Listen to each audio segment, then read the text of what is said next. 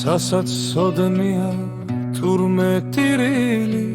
მასაც ჭირდება სხვისთან აგრძნობა სასაც დგენია ვარსკვლავთ სიკვდილი სასაც ქონია ტკივილის გრძნობა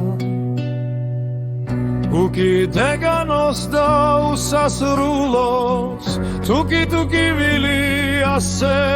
აწუხებს მართალ მაგულმა როგორ გაუძლოს ქვეყნად არსებულ ბოროტ მარწუხებს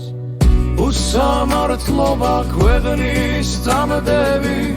არის მიზეზი გულის ტკივილის ადამიანის ბოლოს წამქცევის მოახლოვების